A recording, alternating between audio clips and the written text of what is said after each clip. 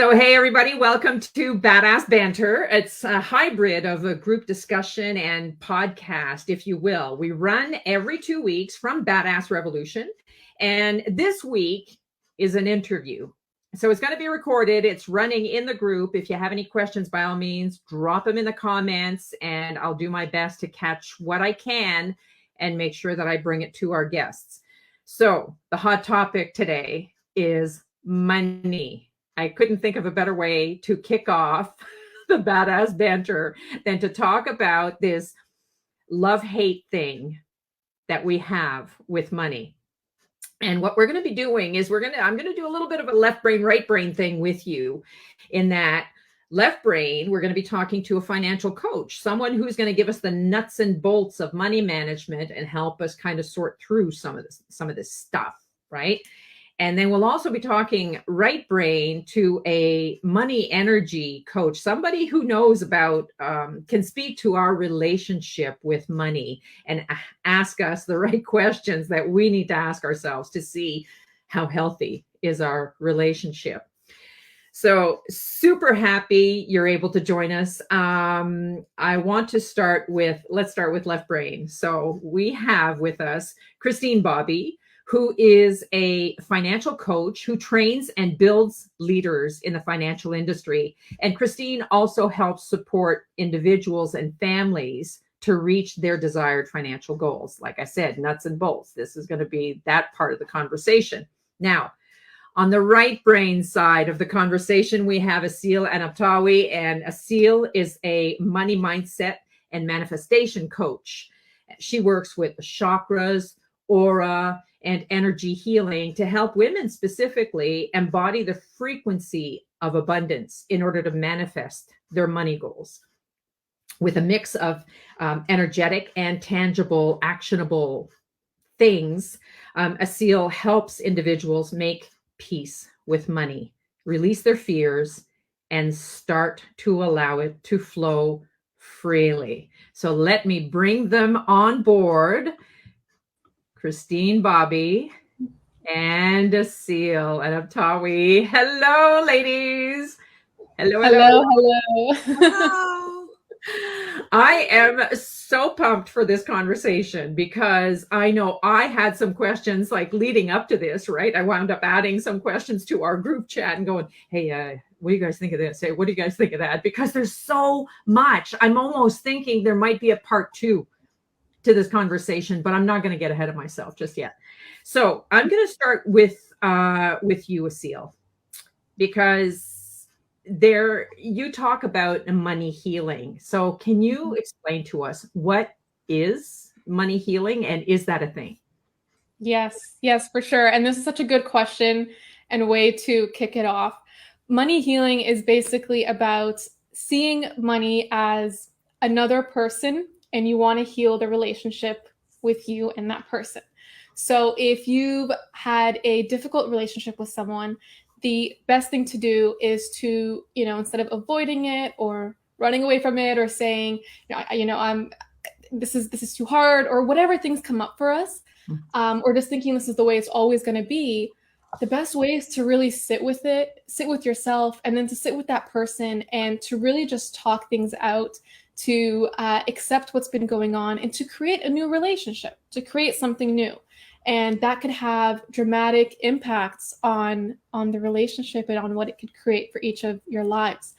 And so money healing is really that. It's understanding, first of all, that everything is energy. Everything is made up of energy. Everything is matter. And money is energy too. Money is no different. We put money on a pedestal sometimes and think it's this like weird, scary thing, but it's just energy. And when we can really see it like that, we can start to treat it like anything else and understand that how we treat it is how it's going to react to us, just like any other energetic being. So it's really about healing that relationship, creating peace with it, creating love with it, seeing money as your friend rather than, this enemy or this foreign thing. And the way you treat your friends usually is quite different than how you treat something that is foreign to you and scary. And usually our friends are in our lives and they want to be in our lives and we feel comfortable with them and we it's a much cleaner relationship. So it's really about that. It's about having a clean energy with money and being comfortable having it, being comfortable charging it, being comfortable spending it, just feeling really, really free with money, because that's abundance at its core. It's that feeling of calm and peace with this thing we call money. Right. So what would you say then? Because, when it comes to relationships with people, there's always a block there, right? We were Yeah. talking about that just earlier, like no matter where you go, Yeah. there you are. So what in your experience has been the biggest block people have had with their relationship? Yeah. There's I'll say there's multiple, Mhm. and they're so common. So you might hear yourself, in these blocks.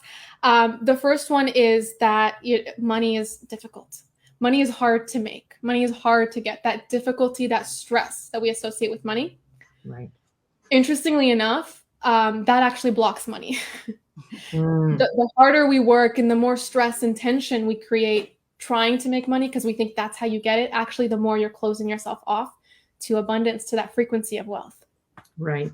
That's Right. number one. Yeah. Another common block is this perfectionist concept of like, I'm not good enough. Like, I have to be this way in order to get money. I have to be this way in order to be rich. I have to be this way in order to get my money goals. Underneath all of that is that I'm not good enough. Mm. And unfortunately, that perpetuates itself. The more we think it, the more we see proof of that, and the more we act in that way, because the brain listens to everything we say. And so it just creates more of it, and it's really unnecessary. You can create wealth and create money at any level, in anything. You just have to develop a skill and offer a service. And we just put so much junk in there of like, I have to be this way. I have to get better at this. I have to do this perfect morning routine every single day. And like, no, Yeah. that's the opposite of the frequency of wealth and receiving. Yeah, I think that perfectionism is also kind of rooted a little bit in comparison, is it not? Of course. Yeah. Of course. That's Yeah. a good point. Yeah. Yeah. That's where we get ourselves into trouble. And I think, Comparisonitis. especially like because we're talking about money after 60, and, a lot of us, women especially, we have gone through a number of life experiences. And some of us have either lost a spouse, or we've gone through divorce. And then all of a sudden we find ourselves having to kind of renew our relationship with money. And then we hit 60 and that number does a number on us. We go, oh my God, I'm nowhere near where I should be. Right. We start shooting all over ourselves because it's, well, yeah, but I should be at a better place. And the fact of the matter is that we were just talking about this, is that it's really, we go back over the same lessons in our 60s that we did in our 20s, just starting out. Right. I was going to say, yeah. Yeah. I was going to say that concept of, or that belief of, this is what I should be doing. This is where I should be. Yeah. It's crazy how common it is. And unfortunately, we tend to always use it in a way that puts us down. Mm-hmm. A lot of people in their 20s and their 30s also are like, by now I should have been here. I should have done that. And it's just this extra pressure of like, you are where you are, and you have done so good. And sometimes we just don't sit down with ourselves and praise ourselves for what we've overcome, Mm-hmm. and how strong we are, and how capable we are, what we've gone through, what we've overcome.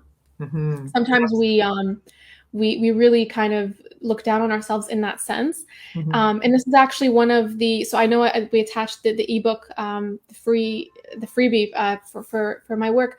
One of the steps I talk about is this acceptance. I don't see this talked about enough in the world of money, frequency, abundance, but accepting yourself, literally exactly who you are, where you are, just every single thing about yourself is such a big favor that you do for yourself, and something that attracts money to you, actually. Because when you accept yourself, you build confidence. You say, I am enough. Yeah. You build confidence. You let go of that tension, that stress, all of these things which really repel money so much. That energy of not enough, of lack, right? It's that abundance, that wholeness of, I am perfect as I am, and just looking yourself in the mirror and saying like kind things to yourself. So powerful. And it really makes your energy field, your aura, just so full and radiant. And this attracts this like a magnet, really. Absolutely. It all comes down to our aura. Other money beliefs is, money is not spiritual, or rich people are corrupt or greedy. We're shown that a lot, unfortunately, in cartoons and movies and pop culture. The rich people in the movies are always like up to no good, or they're really, if they're women, they're like bitchy and they're divas. And we see, and we all understand the impact that has on us, but it makes us feel like, okay, I can't be like that, because the subconscious mind, you want to be good. And if that's not good, then you're going to unconsciously push it away. So working through that block is a big one. That rich people, first of all, we shouldn't even differentiate. Like, a rich person is just a person. And when we differentiate, it makes us like, I'm not that. And it really creates that like a difference, right? And so what you want to be is, I am that. That's how you manifest, is I am. Right. Not I will, or I will try. I am, right? And then it is. Yeah. The doubt one is a huge one. This is number 5. It's not possible for me. Maybe for them, maybe for this person, but doubt is a huge one. It's a huge, huge, and it's really, I can't remember what cartoon it's from, but it's like when you let go of the doubt, you fly. I think it's Peter Pan. You fly, and when you have doubt, you drop right back down. The minute you think about it, boom. Yeah. Yes. Mary Poppins. Mary Poppins. Mary Poppins. Yeah. So it's like, it's true for life. When we have the doubt, it immediately puts down our dreams, puts down our full self, puts down everything. When we let go of that, you should take it off like a coat. You're automatically just flying. You're heading towards your destination, your goals. And the last one is that there's just not enough money going around. There's just not enough. That scarcity, that chronic scarcity. And again, this takes us away from this abundance, from the knowing that when I create more, money is being printed every day. Like, there's so much money out there that there's not even enough paper printed for it, from how much money there is on computers and on bank accounts, so there's so much. And on top of that, it is being printed too. So it's like, there's no such thing as there's not enough. It's just, it's just allowing it into our own space. Yeah. So, and I think it ties into the one that you were talking about, that it lacks spirit. And that if we kind of start looking at money in a more spiritual way, then with this lack thinking, or that there's not enough, and we shift it to, we're actually all connected to infinite source. Yes. Then we start looking at it, because, money, at the end of the day, money is a renewable resource. Time is not. So anyway, so let's move to the left brain, because now we know what the relationship, we've got a foundation of things that we could be looking at. And if we were looking at it as a person, and those are great beliefs that we really need to question. Aseel, I appreciate that. So let's move to Christine. So if a woman, I believe there's strength in numbers. Knowledge is power.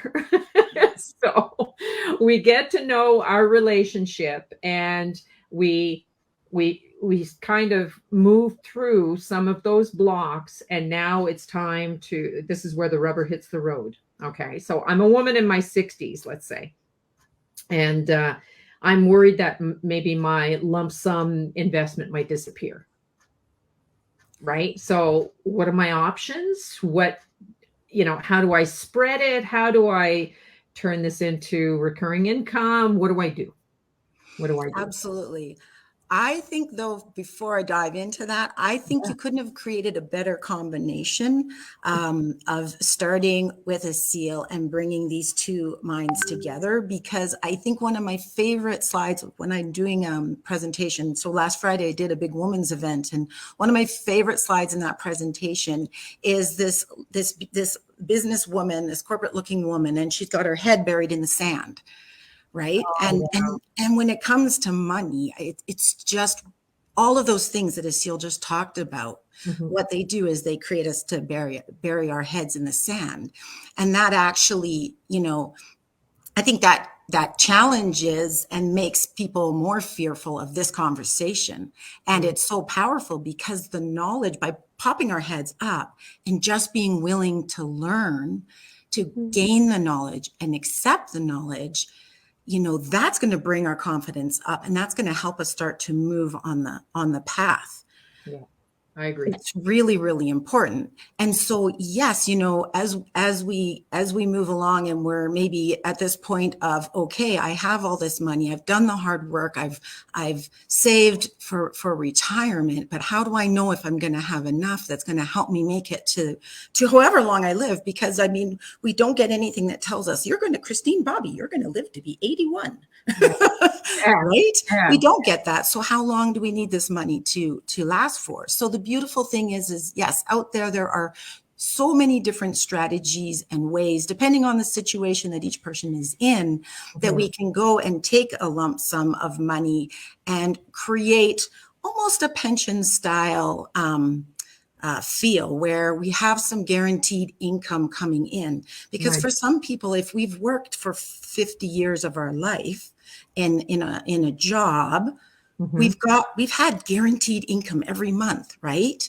That through that salary. And so we kind of get used of that.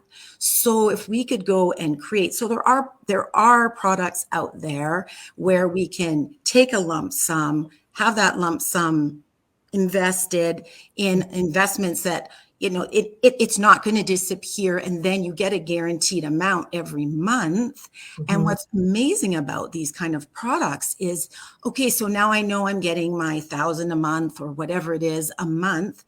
I'm also getting a guaranteed interest rate, so I know that this money is growing. But even as it starts to depreciate, or not depreciate, disappear, as I run out of money. So let's say I only have enough to make me last to 88.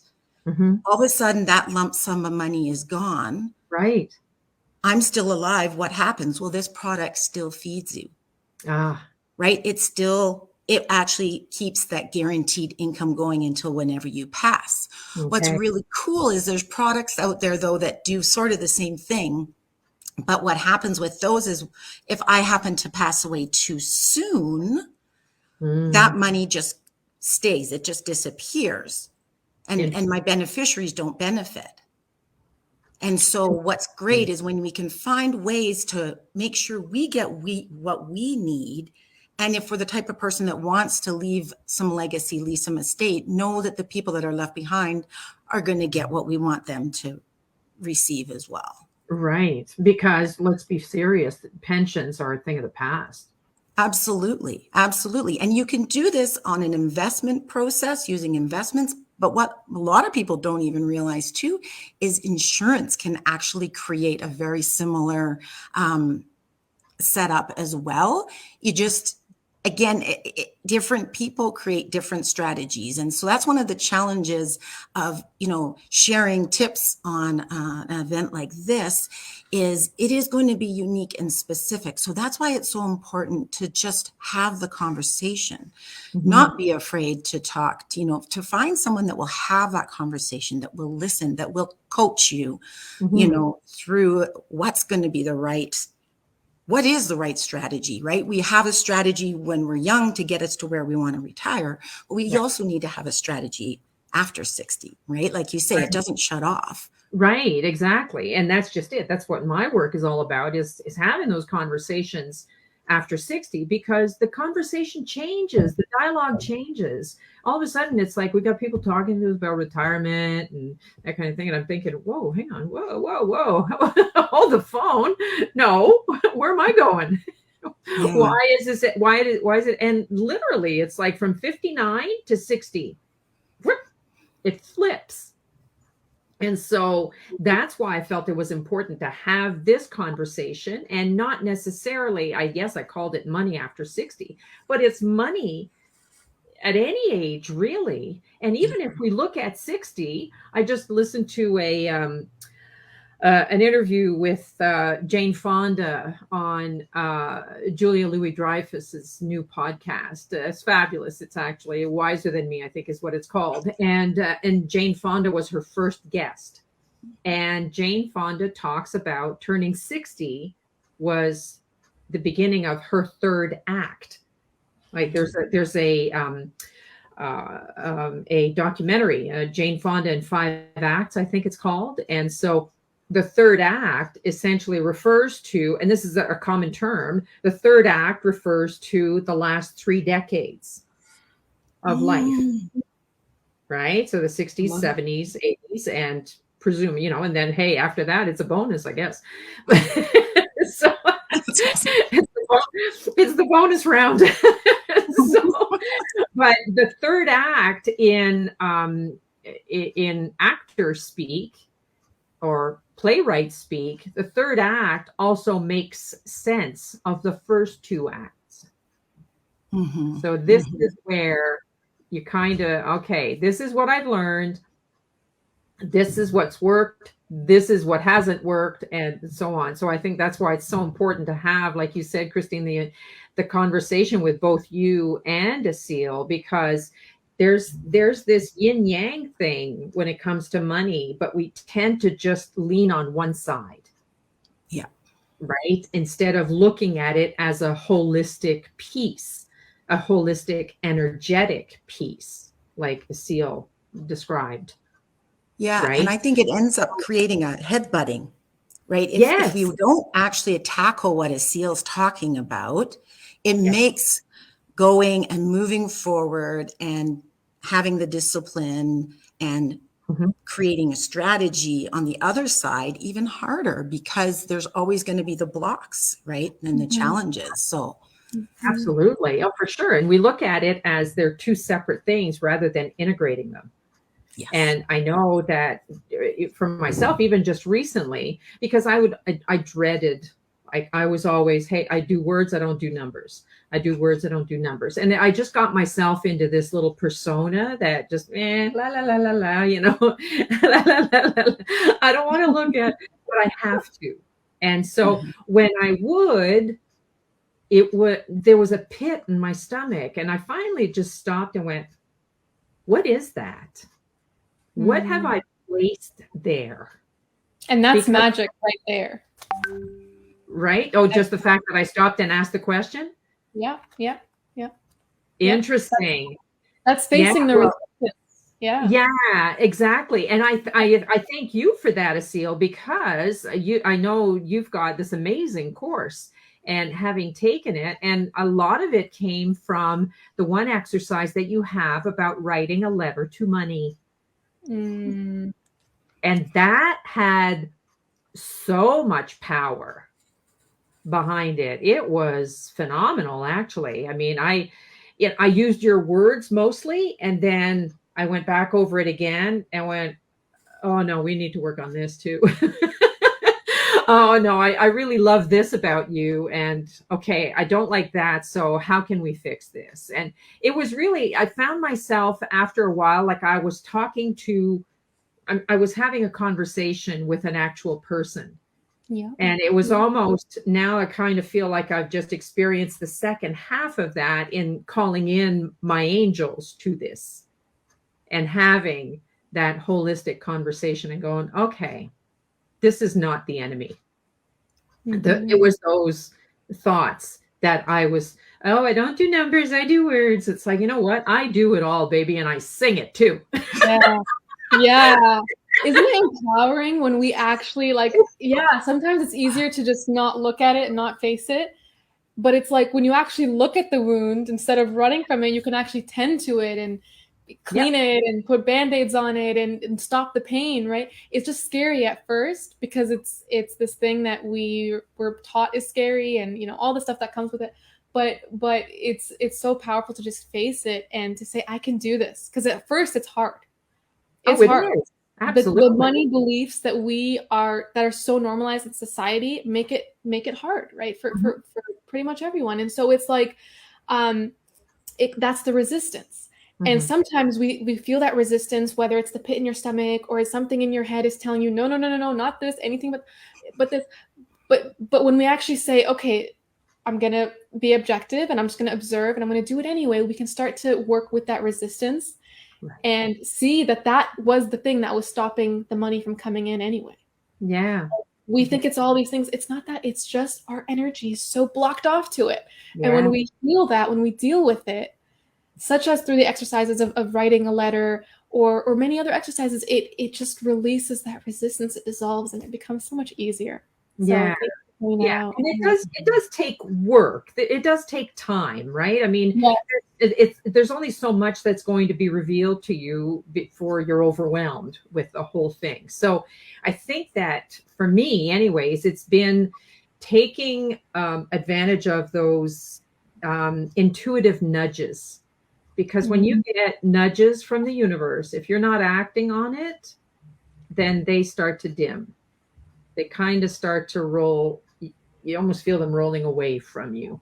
So you really have to. So it's still taking me a little bit of time. And Maxwell Maltz talks about, because you mentioned the wound, looking at the wound. Maxwell Maltz in Psycho-Cybernetics is his book. And he was a plastic surgeon who noticed that even after doing work on people, some people still weren't happy. So that had him follow that intuitive nudge and understand why there's why that was happening. And so he kind of he compared it to when they do plastic surgery. When somebody's doing work on themselves, it's like plastic surgery. You can't just let it kind of heal over, because there's going to be scar tissue. The reason that plastic surgeons don't leave any scar tissue is because they start working from the bottom very slowly, painstakingly, and they move up through the wound that by the time they get to the top, everything below has been pieced together. So, I thought it was it's a beautiful analogy, but that's just it. But it takes time. Yeah. And so we need to give ourselves a little bit of grace. Christine, did you have anything to add to this?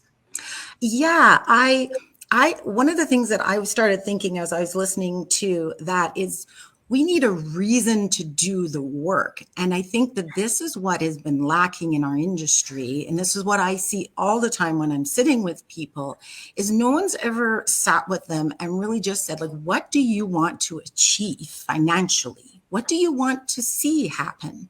Yes. No one's ever asked them why. Like, why should I be saving? Why should I protect my family? Why? Right. And so when you think about going, like, even when we start a business, right, we have to have goals that we're going after. Otherwise, why are we getting up each day and doing what we're doing? Right. It's the exact same thing when it comes down to money and our future. We have to spend time with people and show them how to build up goals, because people don't know how to create financial goals because of all of the blocks, again, that Aseel talked about, and because no one's asked them. They sit with a financial person and it's like, oh, here, you need to invest here, and it's all about what's going to get you the biggest rate of return. And it's like, well, you know what? It's not all about rate of return, my friends. It's just not. It's about the strategies that we create to move us towards what we want. And if we're chasing after what we want, if we're working towards something we want, are we more likely to go and do it than if it's something that feels like a burden on us? Right. No, that's beautiful. Absolutely. And here's the thing too, is that, like you said, it was like we get these options plopped in front of us, and it's like, okay, it's black and white. Boom, that's it. Well, it's not anymore, right? I mean, there were like big kerfuffle in France because they moved the retirement age and all that stuff. Like, so when someone like myself at 62, I'm not ready to retire, but I might not necessarily, I might have the funds, let's say, to, I could, but I don't want to. But I want to do something. I don't know if I'm ready for the entrepreneurial journey and that kind of thing. So let's say I'm collecting CPP. This is a question for like the Canadian audience, I guess. So, Christine, I'm collecting CPP. So can I still top up my CPP if I'm in my 60s? Like if I'm over 60 and still working? Or Yes, okay. you actually can. And so you are able to keep paying. You can pay into it, and then it adds to the CPP and extends it longer. I believe, I will not say, so do not take this as gospel, but I believe you can do that up until age 70. Okay. Okay. Yes. Okay. It's Yes. easy enough to check, but I mean that's where Yeah. I think a lot of women kind of go, okay, yeah, I do want to kind of try my hand at the entrepreneur. I don't know. It's, they're halfway into Aseel's way of thinking that, yeah, there's infinite supply and Yeah. that kind of thing. But at the same time, 6+ decades of conditioning of you got to work 9 to 5 and then you retire, you stop everything. And of course, we never make the connection that so many people that like, especially my parents' age, they Yeah. retire and then they were dead the year after. Why? Because they had no idea. They didn't know what to do with their time. Yeah. And there's, We I need think, purpose. Yeah. Yeah. yeah. Boom. Yeah. Purpose was gone. Like, And tied into that is that scarcity mindset, yes. right? Yeah. So what people have been told is okay, so CPP comes in, but then there's also something called OAS. And so what people get fearful of is if I go and I want to work after I start collecting CPP, Mm-hmm. it's going to reduce the money I get from CPP. No, Right. it doesn't actually. It doesn't reduce the CPP. What Okay. it might do is claw back what's called old age security, Right. so the OAS. But Okay. that then becomes a scarcity because we get OAS when our income that we're getting from CPP is, say, lower. Maybe someone hasn't been able to max out their CPP throughout their career, whatever that looks like. They gave up half of it in a divorce or whatever. Right. Or like myself, I stayed at home with my kids for a lot of years, right? Or they come to Canada later in life and they don't have as many years. If you immigrate to Canada, Yep. immigration impacts all of this as well. So it's just to know that it's like, yes, okay, it might claw back the OAS, but would you rather make more? Because you could probably go and make triple what you would ever get from OAS. Mm-hmm. And that would bring us into a whole other conversation. That could be part of part 2 is what can you do after the age of 60? Yeah. What are some things that, but let's put a pin in that one for now, because I want to get back to the money healing. Aseel, I had mentioned about writing a letter and how powerful that was, writing a letter to money. But so what are other things that we can do to heal our relationship? Good question. Yeah.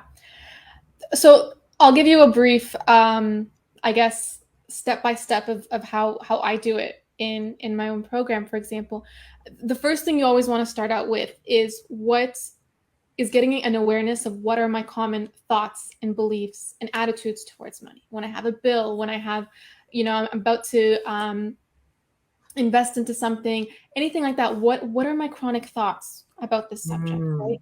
And then kind of tying that into what have been my results with money in the past year, 10 years, 20 years, whatever. Really making that connection between, wow, like this is no wonder, because most of the time our thoughts are along the lines of what I listed earlier, those beliefs. And then from there, we get really clear on, okay, what do I want? What do I actually want? Because the subconscious mind needs specificity. In the manifestation world, sometimes we just say, I just want more money. And then you get like $10, you find it somewhere and you're like, there you go, you got more money. More money. Yeah. Specificity is so important for the subconscious mind and for our nervous system. So making a list of like, what are all your expenses? What is the amount that you need, for your pleasure, for everything? Like, what do I need monthly or yearly, however you like to look at it. So getting really specific. And then from there, this is when we go into the blocks. Okay, why is that unavailable to me? What do I fear would happen if I tap into that level of income? Where do I think I'm not good enough to have this? Asking yourself the hard questions. I always recommend journaling on this, because when you write, there's something about it that like the truth comes out more than just trying to think and being in your head. Yeah. Journaling on the really big questions, seeing your blocks. And I swear to you, this is 80% of the work. Once you clear your blocks, money will start appearing. Like the person who owed you money from 10 years ago will be like, here's your, this. Or some people will offer you opportunities, or you'll manifest people in your life who give you amazing advice about invest into this or do this. You don't know how, but what's really happening is just the blocks that you've kind of unconsciously put up to money have dissolved. And so now it's coming in. Money wants to be in our lives. This is something that people don't quite understand until they do this work, and they're like, it was that easy. It can take time, but sometimes you'll see it right away, depending on the release. So understanding your blocks and then doing the release work. Now, some of that can include the letter that we talked about, right? Right. Writing a letter to money is so powerful because it's literally, and you can attest to this, Carol. It's like you're sitting with money and you're having a conversation with it. And you don't realize what's actually been there, but it all comes down on paper, and you're letting it out. You're releasing it. I also do a lot of work with forgiveness. Forgiveness is something that's so underestimated, but so powerful. You were talking about the surgeon and how they spend so much time clearing up what's underneath so that nothing kind of comes out at the top. It doesn't ruin the overall process. That is forgiveness. Forgiveness is going right to the core of your wounds, to the core of your, all the memories that made you have these beliefs that stuck in the mind, right? Of like, money is hard, or I'll always be this way, or whatever, and releasing them. Sometimes we try to fight our limiting beliefs. We try to say, no, I choose this new affirmation. I choose this. And what that does is it's a fight. It's like an inner tension. Yes. And you create more of that thing because you're giving it more attention. You're like, that's not true. That's not true. That's not true. No. You just got to see it, accept it, and then forgive it. And so I love the Ho'oponopono Hawaiian forgiveness meditation in Port. I do this a lot in my program. And this is a really powerful way to release. What you're doing when you forgive is your energy field, your body is literally letting go of that memory. It's seeing it differently. It's just, it doesn't have that power over you as it did before. So there's forgiveness. And another tool I'll mention is EFT, Emotional Freedom Technique. So you might have heard of this. It's tapping. Actually, Carol, you did hear of this because we talked about it. Oh my gosh, that one. I've got that on repeat now. Yeah, I love it. Yes. Emotional freedom technique is tapping on certain points in Chinese medicine. They're like the acupressure points or acupuncture points. They're very powerful points in the body that hold tension, hold emotion, stuff like this. So when you tap on them, you're literally releasing it from your body, and it is so effective. And so sometimes you can do it. There's many YouTube videos you can find, but I also always recommend to do it on your own, like in the mirror, because that's so personal to you. Yeah. Sometimes on YouTube, they're more, generic. They still have really good results, but the best is to see like the things you journaled on, where your fears are, what are your blocks, and then to literally tap on them and let them go. Great. And that works wonders. Yeah. And so that release part is so important. After that, you just want to, it's called nervous system work. So you just do the nervous system healing work, which is really about normalizing your new normal. Because after you release the blocks, you're going to start to see it come in more and more. And then there's going to be a part of you, like that inner child part of you that wants to stay safe. The nervous system kind of just wants to go back to what it knows. It might try to self-sabotage. But this is a really important step, because this is where we do the breath work. We do the certain types of yoga that actually allow you to be like, this is my new normal. This is stable. This is my default, right? And when you do that, you make sure that you're not going to go backwards. Sometimes people manifest and then they lose it quick because they can't like handle it energetically. And so that part is really about being able to handle it and say, this is my new normal. Wow. I will never be below this level of income. This is my new normal for my income. This is my new normal. Yeah. So that's the nervous system work. And those are the five major steps that I love that. And when you're talking about the new normal too, is I love how in your program, you're talking about looking at it as a container. And what's your container, So, I mean, Christine, you probably have the same sort of idea, right? I mean, so what is the ideal that you're looking for, whether it be just your overall container or your monthly container or whatever? I loved having that physical, that vision Yeah. Oh, Yeah. it's a container. There we go. So it's always full. It can even be overflowing. Ooh, isn't that cool? Right. So you kind of, right, you get into the whole spirit of it as opposed to I need X number of, I need Hmm. every month. Otherwise, like then it gets right. Your roll, it's the rollback that you were talking about that gets, that gets Yeah. back into that scarcity mode, right? Now, on forgiveness, a quick question on that. So, when you're talking about forgiveness, you're talking about forgiveness of everything, right? Yourself, forgiveness of money, forgiveness of what your parents might have taught you, correct? Hmm. Yeah, I go a little bit specific into the forgiveness piece. So usually what I'll recommend is taking a paper, maybe 10 pages. I don't know how many you have. The more the better, honestly, because you're letting go of a lot of things. But basically writing things down, everything to do with any memory you have around money. So we're Mm, talking specifically about money. Now this can be done with anything, but to talk about money. So going in chronological order, maybe when you were 6 was the first time you heard your dad say, we don't have enough, or this is too difficult. Like just looking back at all your memories, or maybe your first job, your boss was really mean to you or didn't give you a promotion when mhm. you had asked for it. Maybe you had, embarrassing moments with your first boyfriend and he always wanted you to pay and you would get into fights over money. Like it doesn't matter how big or small it seems. If you can remember it, that means it's still taking up space in your energy field, in your mind. And again, this part is so powerful because when you release, like you will literally feel energetically, like the next morning, you will feel lighter. You will feel like you just were carrying this heavy backpack full of bricks and you just let it go and you just left it at the last stop and you went on without it. You will feel it physically. Yeah. We don't realize how much we take with us through life. And so forgiveness work, so, going back to the paper, just writing down every single memory that had anything to do with this topic that you're manifesting. So with money, and then releasing it one by one, sitting there for an hour or like half an hour to do it is such a profound act of self-love and allowing more money to come into your life. Because when you release the blocks, money will come in. Money wants to be with you. Like Yeah. it really wants to be with you. And you'll see it the minute you release how that happens. And you'll be like, really? I was doubtful about it until it started to happen for me. And I was like, okay. Because I came from a very scarce mindset, very scarcity oriented household. And so I think that's part of what made this work really personal for me and made me have money goals. And that was my why, is because I saw the other side. And I knew that I didn't want that kind of future. And so if it worked for me, trust me, it'll work. Yeah, interesting. This is absolutely fascinating, and I can attest to the fact that having taken Aseel's program, um, always have a Kleenex box right next to you.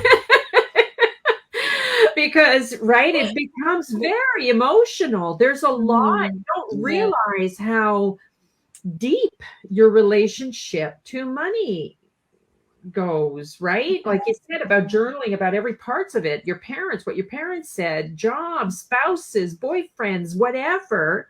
There was always, those awkward moments where why is it awkward when you're splitting the bill Yeah. for dinner? What's Yeah. that? Right? I mean, things, even small things like that, like you said, just even grab those little details. You know, Mm-hmm. I think that's one of the things I loved about um, going out for dinner in Paris because everything is on the bill, including their tip. Boy, maybe that's why the food tastes so much better. I swear to God. Like it just, right? Because it all of a sudden, all of that is removed. So there's, there are things like that until you really start to observe and journal and meditate on it and then come to the table and do and look at things that Christine would be presenting and going, okay, now you're looking at it from a completely different New lens, eyes. New completely eyes are looking at it. different lens, right? Yeah. It's Christine, like like, building a house. yeah, what's your experience with, like, in terms of, you can tell probably right out of the gate what kind of relationship someone has with money as soon as they sit down with you, right? Their level of fear must be through Well, the roof.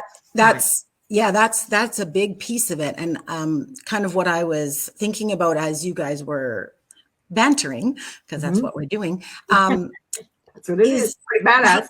that's why having like getting the financial education, because I sit there and I look at the industry, and the industry doesn't often support all the stuff that Aseel is trying to bring out, because then people still get into this state of like, I don't know. And then that takes them into I'm not enough. And then they've been told that this is a topic that is scary, it's high level, and it's hard to learn.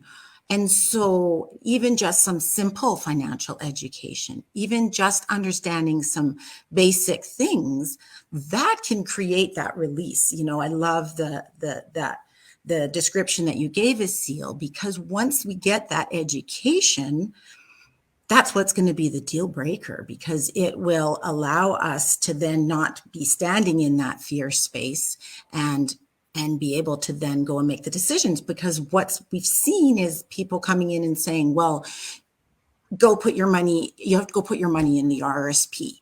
And they don't tell you why. They don't tell you the good, the bad, and the ugly of it. And so again, people kind of feel like they're on a hope and a dream here, and what's going to happen when they now are ready to retire. Whereas if they're working with someone where they're getting that education, they're working together and they're saying, does this make sense? This is why we're putting this in your plan, because you want to achieve this. They can say, okay, yes, this makes sense. And again, we go back to what we were talking about earlier. Then we want to hold on to the plan. Then we want to keep moving, right? The challenge is people have been sold. They've been sold a trend. It's been a very transactional industry. And so that created fear.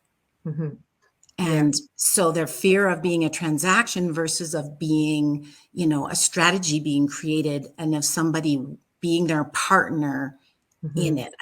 I worked with a lady last night, and it was an accountant, and her and I.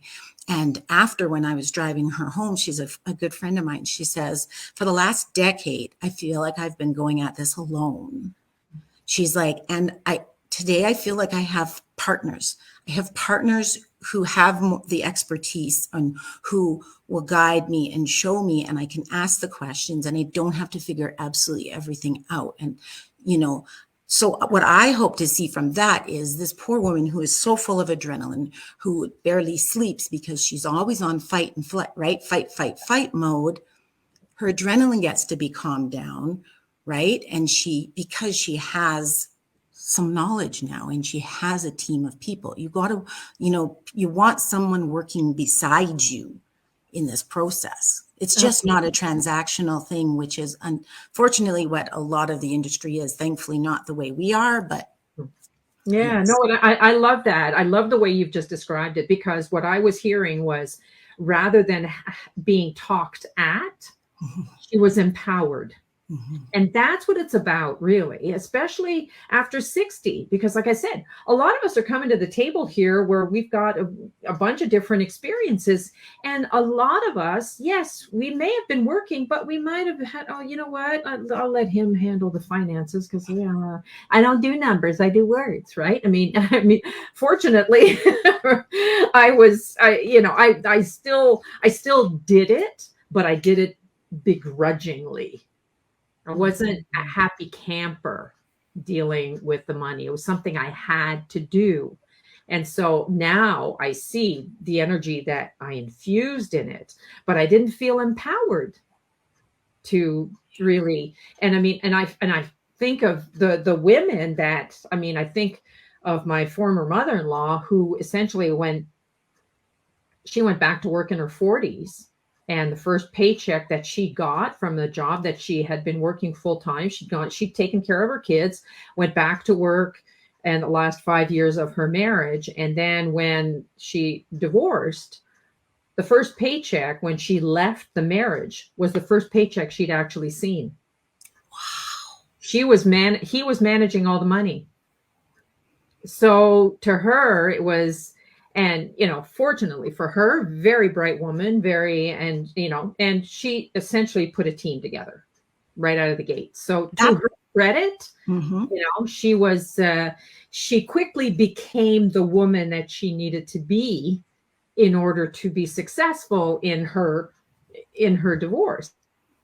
Now, it was also in her 40s. I think of the women that are in their 60s that have had 35-year marriages end on them for whatever reason. And they might not have been fully immersed in the management of that money. And then all of a sudden they find themselves like, okay, I don't know what to do here. And then the fear sets in. Then the scarcity sets in, the terror, all of that, right? So this is really, really important. What you did with your friend is, like I said, rather than talking at her, you empowered her. You gave her, here are the tools. You have people that know how to manage these tools. It's all good.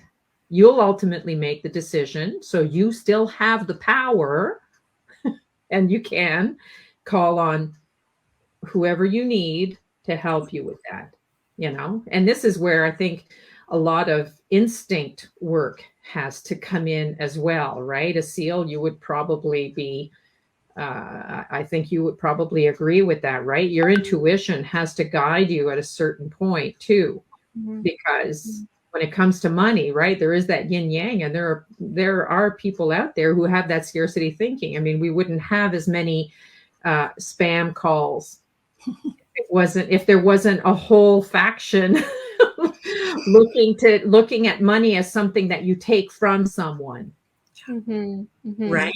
Rather than an exchange. Right. So there's a whole other energy around that as well. But this is, I think in the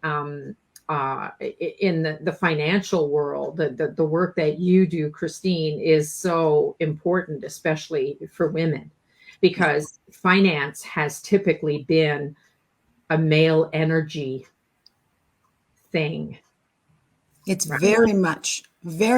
Actually, there's statistics, saying that, I mean, I am actually one of those women where I handed it all over to my husband for years.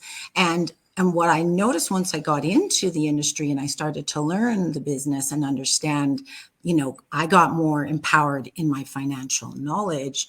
It was amazing because what happens sometimes is there's so many women that live in shame for spending money, right? Because they're not in any control of what's going on. But then there's also, there becomes a communication and there can become resentment, right? Because I can remember times where we're thinking, well, when I would think, oh, we should spend money on something like this, and then my husband would say, oh, well, I don't think we should, or no, we can't right now, because I didn't know any of what was going on.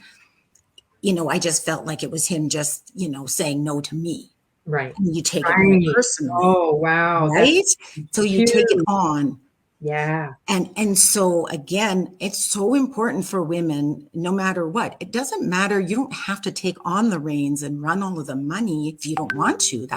There's nothing wrong with not doing it, but having that knowledge is going to be so important, because the stats are saying that, well, men's lives are generally shorter, right? Yeah. Mortality rates say, and so there's likely going to be a point in your life, whether it comes through death, divorce, or other means, that you are going to need to take care of your own money. Right. Yeah. Wow. So this is so huge. So huge. I think we've covered so much in this conversation. And I know that this conversation is going to be empowering for so many women out there tuning in and listening to it afterwards. But I am so deeply grateful, actually, that this all, I mean, the stars, the sun, the moon, everything lined up for this to happen. And Aseel, especially, thank you, because you're coming in from Dubai. So it is now what, 9 o'clock, 10? So with daylight savings, it is 10:54. It's almost 11. Oh my gosh. Yeah. It's 9 hours difference. Wow. But this is such a good conversation. I was like, I'm not going to miss it. staying up past my bedtime. It's okay. You're too young to. Oh, I need my sleep. It's all good. You're allowed. You're allowed. Well, thank you so much. That's right. I didn't realize. Yeah, with daylight savings, because we fell back. Yeah, so we're behind now. It was 8 Actually, hours. interestingly, Dubai does not do daylight savings. So it's my first year not experiencing it. Yeah. Oh, yeah. interesting. I just You're not moved missing here. much. So, yeah. I thought I'd get an extra hour of sleep, and it turns out I was up at 4:30. It's like, no. This is a blast. More to get done. More to get done. More to get done. Exactly. And then you try to, go back to sleep. Yeah, that's going to work with my eyes shut tight like this. Well, you probably got to watch a nice sunrise. Yeah. Well, there's that. Actually, I was at a beautiful retreat on the weekend, so it was actually lovely to. It was just extra journaling time and that kind of thing. Amazing. So, yeah. Amazing. Yeah. So this was such a beautiful, beautiful conversation. I can't thank you to enough, Christine, for your expertise and your energy, and Aseel for staying up past your bedtime and all these great tips. So for people listening in, I will be dropping how to contact all of us, actually, after the fact. And Aseel has, both Aseel and Christine have given us some freebies. Now, Aseel, do you want to quickly tell us about the gift that you have for the audience? Yes.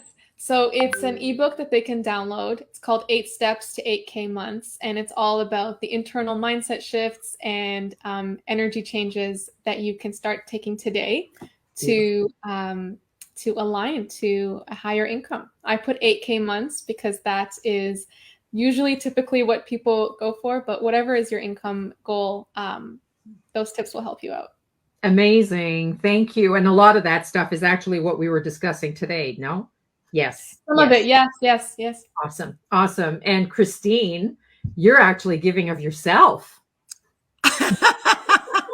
That could sound bad, but yes, I am.